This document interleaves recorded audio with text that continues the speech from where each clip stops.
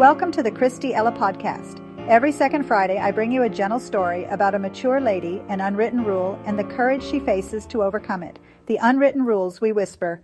Today's story is about a rule many of us learn early, a rule that teaches us to follow instructions, stay in line, and never make things harder for anyone else. It's called the Good Girl Rule. Let's hear Nancy tell us her story. My name is Nancy, and for most of my life, I believed the world ran smoother when I followed the rules. Not the written ones, the unwritten ones. Don't talk back.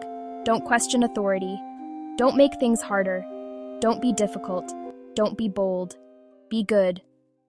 I built my whole adult life around that rule. I work as an administrative coordinator in a mid-sized insurance office, the kind of place where the carpet is always beige and the coffee is always lukewarm.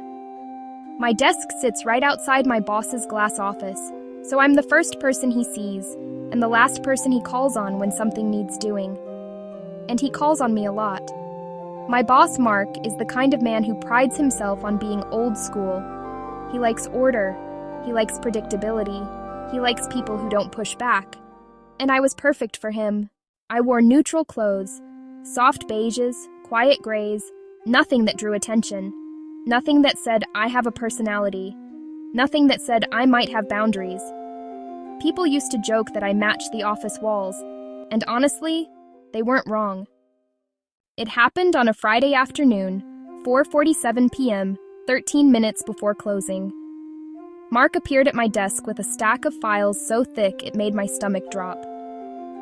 "I need these done before Monday," he said, already turning away, already assuming I'd say yes. I opened my mouth to protest, just a little, but he cut me off.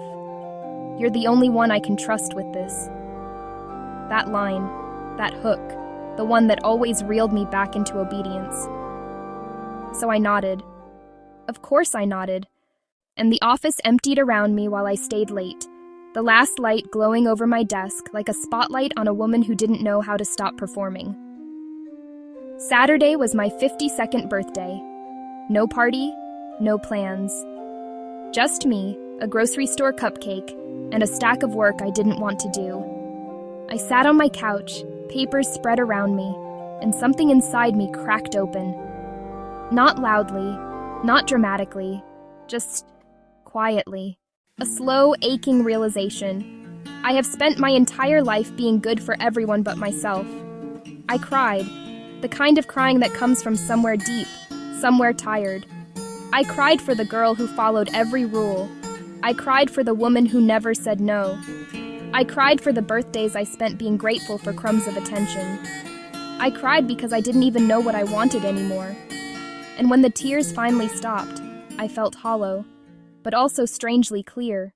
On Sunday night, I opened my closet and stared at the rows of neutral clothes, beige, gray, soft white, soft black, the uniform of a woman who never wanted to be noticed. And then I saw it.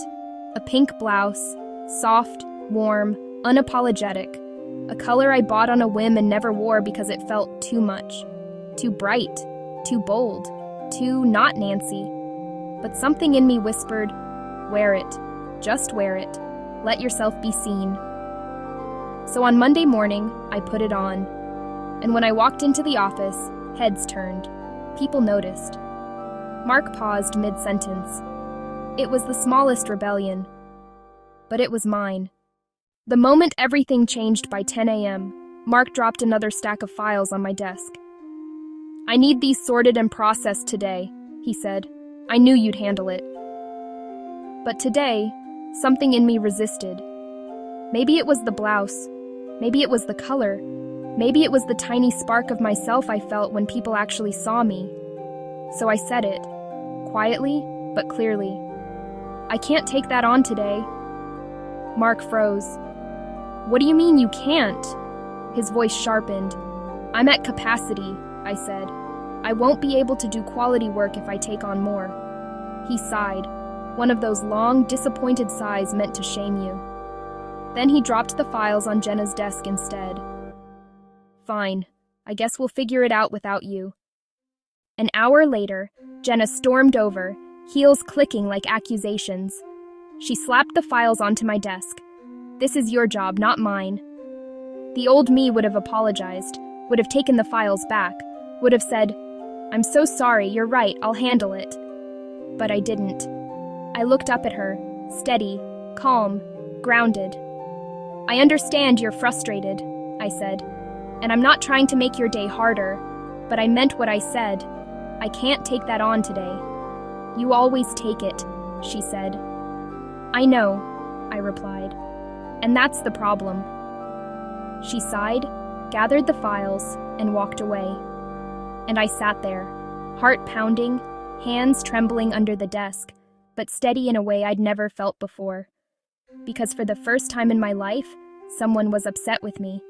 And I didn't crumble. I didn't apologize. I didn't fix it. I didn't shrink. I stayed. And that was the moment I knew.